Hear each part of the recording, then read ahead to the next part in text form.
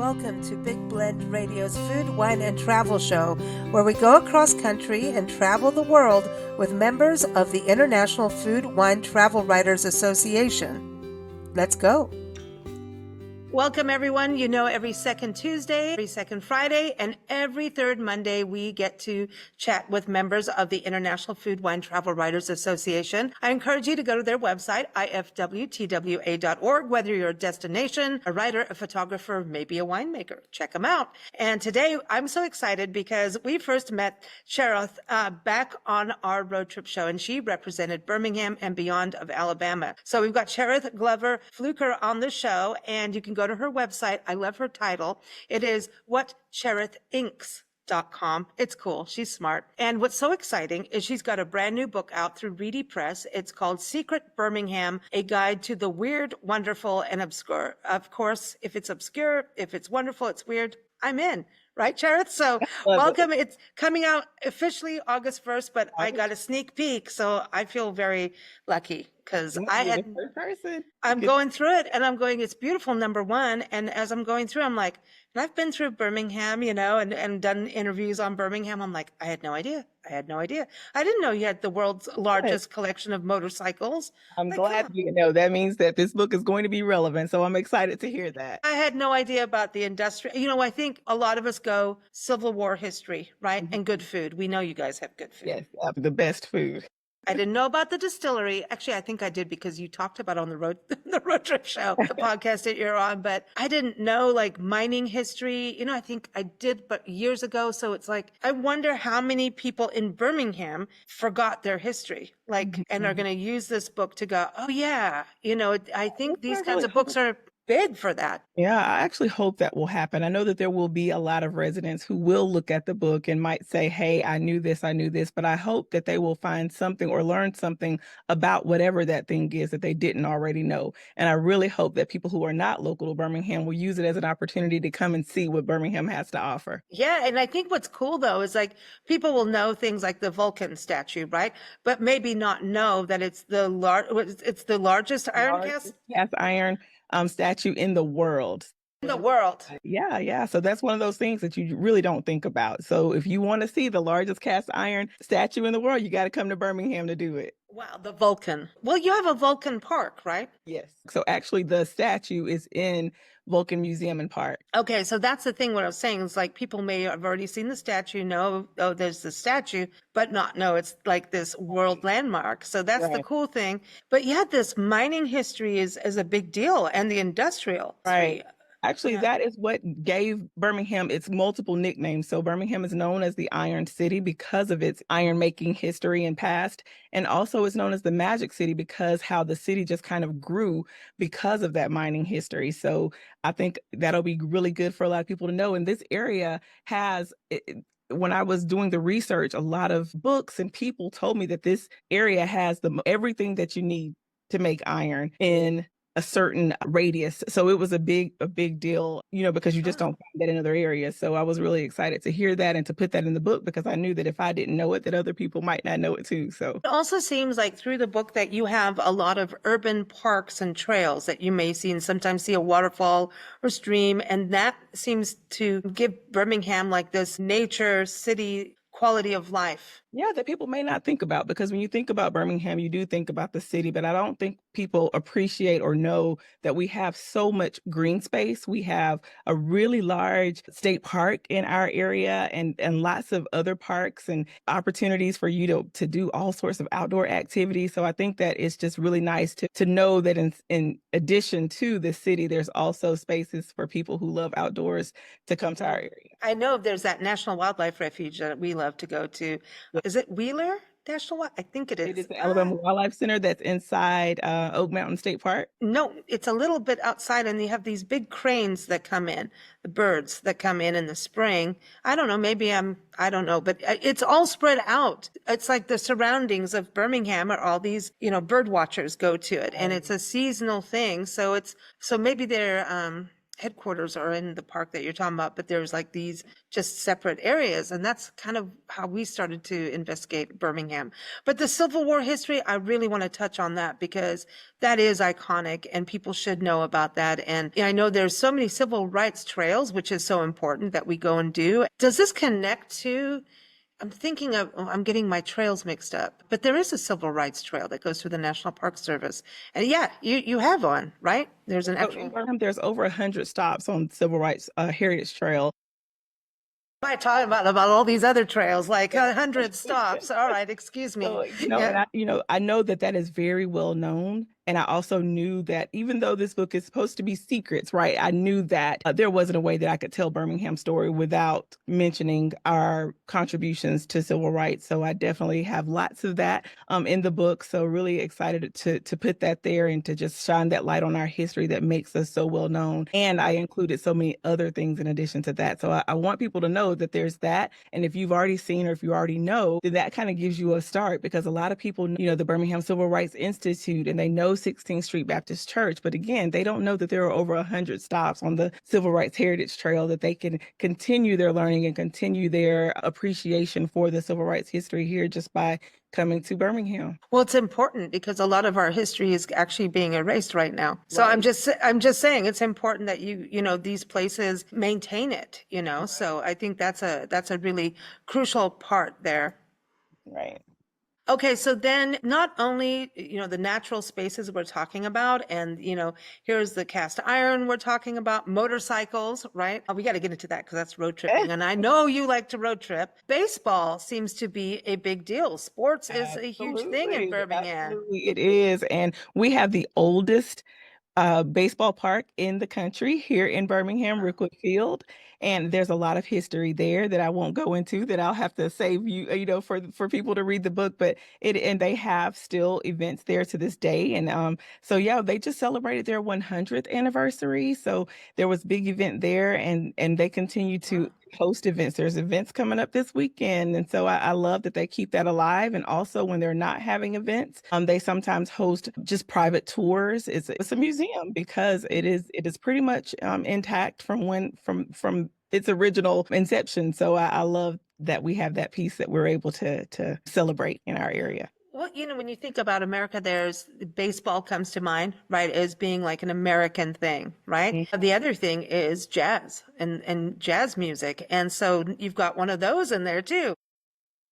I don't think people know that we have jazz history in our area. We have made lots of contribution to jazz, and there's a museum that's dedicated to that. So that's another piece of Birmingham that people overlook so often. So I think that's really exciting to share and just excited to put that in the book. So what is one musician we should think about when it comes to the jazz museum because you have I'm kind of feeling you might need to have a music playlist. I know that's a great idea. I'm thinking of Birmingham because there's songs with Birmingham in it. I want a Birmingham music playlist now.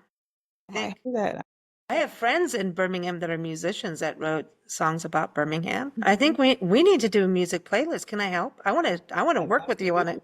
That would be fun. I want to do it. I got ones already to put in there. But the jazz thing to me is a huge deal because it really is. It's something that showcases the history of the times of everyone coming together. It's, that is so many people were involved in creating that sound and its history. Right. And not just jazz. I learned when I was going around interviewing people and reading. I spent a lot of time in the Homewood Public Library in their local history room. Learned so much about our contributions or Birmingham's contributions to the music industry as a whole. There are just so many people who have connections to Birmingham that I don't think it's celebrated enough or it's just not told enough. So I took the opportunity to include a little of that in the book as well. Well, I want to go specifically for that too. Seriously, because we go and do music places across the country as we travel. Like some of us are like that. Some people travel by film history. Some people do graveyards, and I do all of it. But I want to do the music thing because it's such a, if you map the American sound, it's fascinating. So I had no clue. So I'm really glad that I know now, because I think we'll be coming through your area this Oh, fall. good. So we're going to have to go to this museum and To be able to pick out the things that I got it. It's in my pocket, So this will be out in book form and then digital, right? So people can take it on their phones, or is it just in the I book? don't know about the digital part, but I do know that it will be in print. Okay, so everyone, you need it, and every hotel should have it. I agree.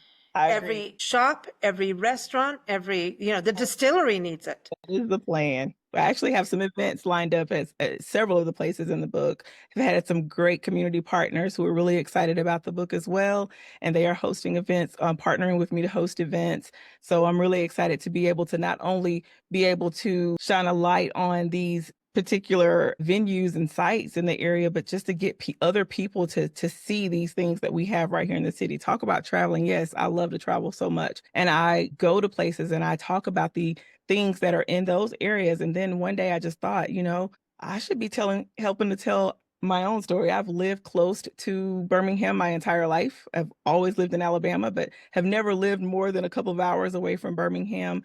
Have so many family ties to the area, but learned so much. And I know that there are other people the same way, who just kind of stick to their circles and stick to their areas and just don't know how much history and how much contributions that we've made, not only to our state, but also to the world. And it's a destination on a road trip. So you're giving us this idea of like, all right, so as we all like those road trip landmarks, like we want to go to the roadside attractions. So you've got those in there for sure. But it makes you think, let's actually spend the night, not just drive through Birmingham, spend the night and do something. I think we should do that on every road trip, do something significant in that place, not just fill up the tank, spend some time. So what would you say if a friend is like, hey, I'm going to drop in, knock, knock, I'm here for a week and didn't tell you. And you're like, all right, well, we better get the book out. And, because you got a lot in there. I don't think you can remember all of it off the top of your head. Where would you take them? Yeah. What would you?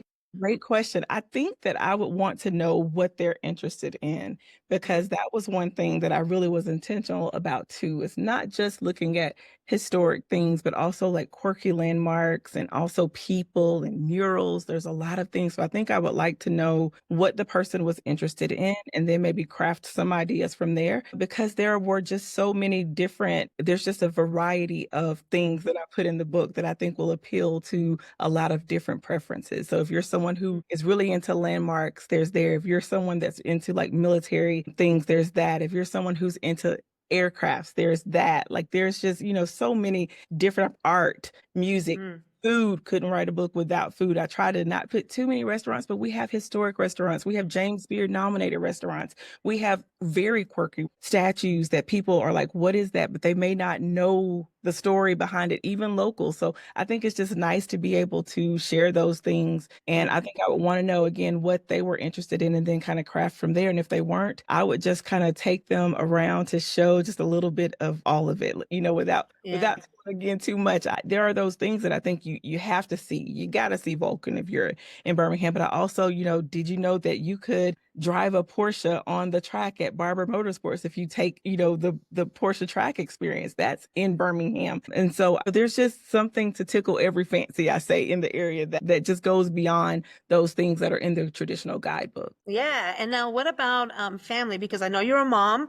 I know you like to road trip with your daughter, but like, what about for, parents maybe with young kids? Is there anywhere that you would say this is a good place to go? Maybe even restaurant wise, Great opportunities to learn. I went to the Southern Museum of Flight, and when I was there, I saw kids who were dressed up in their flight suits, and that, it was really, I loved seeing kids be able to see aircrafts up close and personal. They didn't have to be going on a plane trip. And so like if a family doesn't, necessarily, if they don't have to plan a trip to be able to get their kids that up close and personal opportunities to see an aircraft, there were lots of history there, lots of different exhibits within the museum that I think would really be an opportunity to learn and also to get to see these things that they may not otherwise get to see. Yeah. Okay, cool. Now, what about, give us one restaurant idea that's completely, you'd say this is only in Birmingham. So I think that we have, and it's actually in Bessemer, which is right outside of Birmingham, the Bright Star.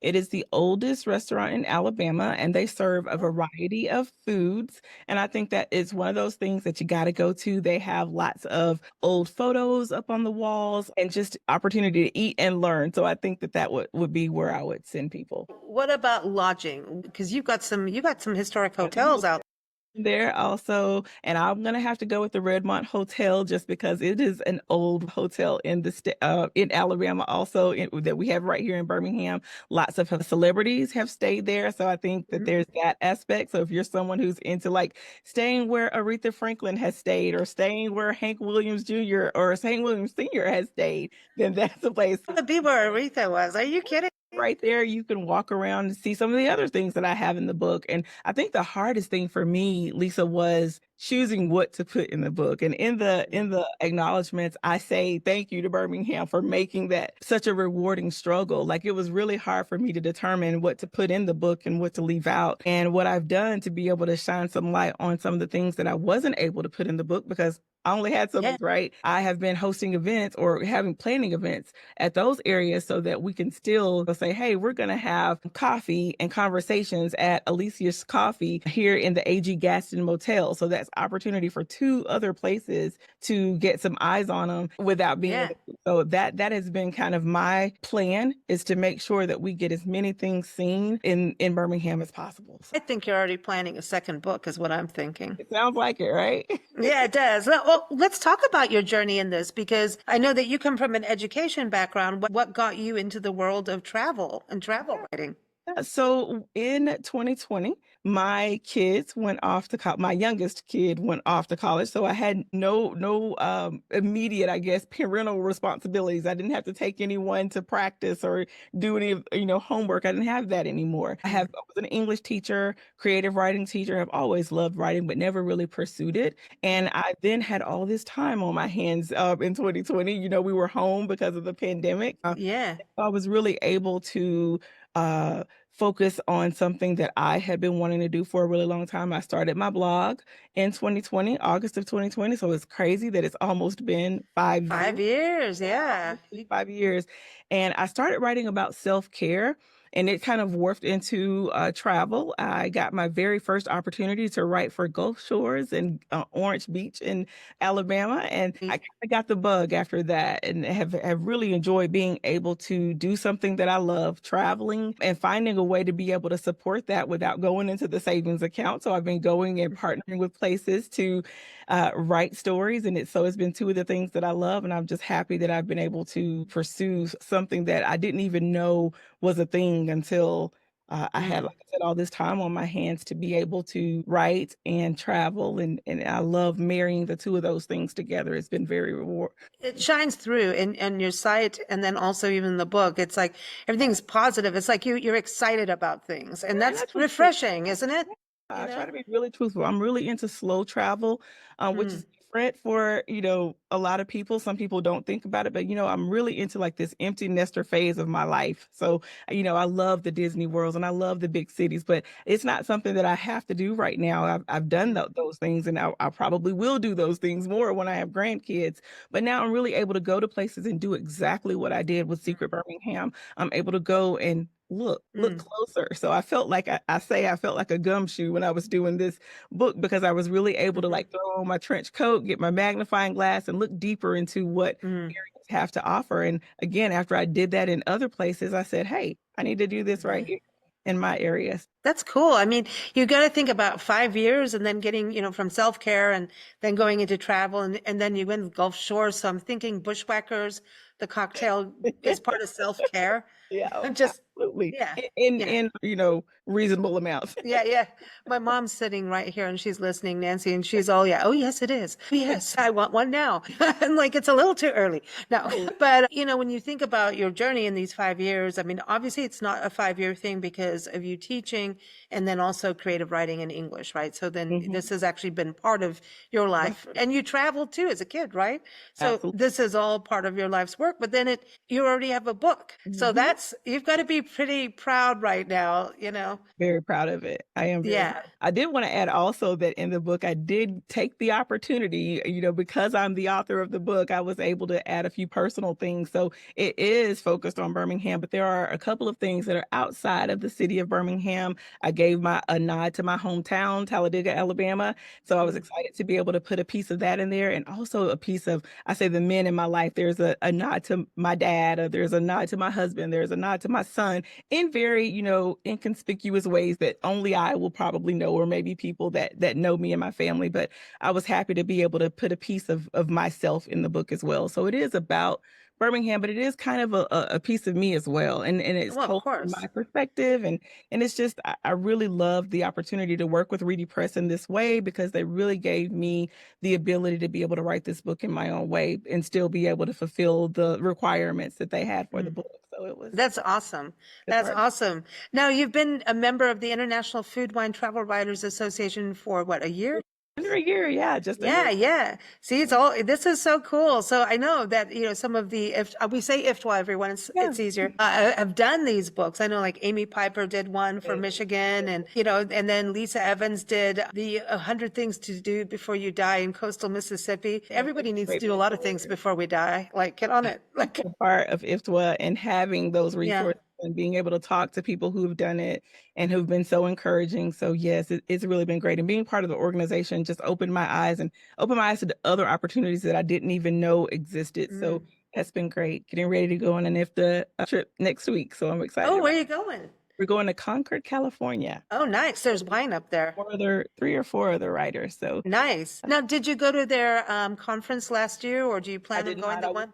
So this year, I'm not able to go because it is my 25th wedding anniversary, and around the same time, and we're going to Curacao. Well, excuse us, but listen, Lafayette, Louisiana is not far, so I think you might do a trip there at some point. Absolutely. So for those listening who are travel writers and destinations, the conference for IFWTWA is happening in October in the happiest city in America, in Lafayette, Louisiana. And I don't know, I think that Cherith should go there. I just do. I have a feeling you'd like it, Yeah. So, even if you go during the actual conference, you could go. Yeah, absolutely. I had an opportunity to meet someone from the tourism board. So I hope that I'll be able to connect and make that trip happen, because it sounds fun. I've been to New Orleans, but outside of New Orleans, I don't think I've been to Louisiana. Well, if you like music, you're going to like it. Good. I saw videos and it looked really fun. And the food. I know. Too. I want to do those Zydeco breakfasts. That looks like fun. But, okay, Birmingham. Best breakfast in Birmingham. What do you think? We shouldn't use the word best. I don't like that. That's me. I don't like the top this and top that thing, because it's really many. Because the South has good breakfast. You go to California, it's healthy and avocado toast, and that's really great. But there's something about Southern food that you're getting your naughty on.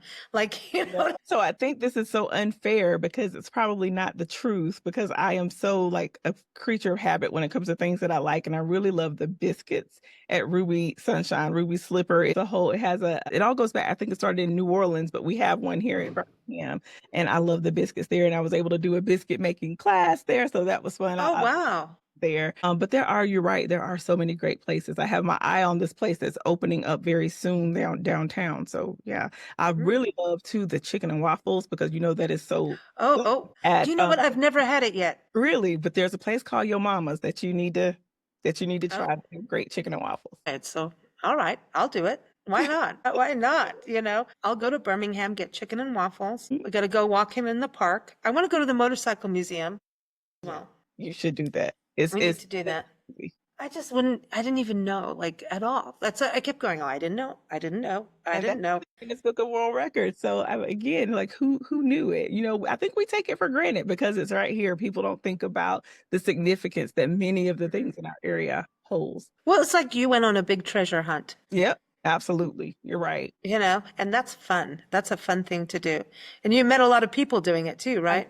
People that I probably would have met if I hadn't done this. So I'm really thankful that I did it and that I took my time doing it. I really got outside and did it, really boots on the ground. We hear that a lot, but I really did that. And it took me forever. I made relationships with people and I wanted to make sure to tell their story accurately. And I wanted to make sure to tell it in a way that was going to, something that they would be proud of. I wanted people to be proud of it. So I did take a lot of time, going back to folks and, asking, is this information correct? Is this, how would you like to tell your story? So obviously, I'm telling the story, but I wanted to make sure that the story that I told was one that the people that I wrote about and the things and the places that I wrote about, that they would be proud of. Awesome. Now, how do people find out about where you're doing your different book signing events and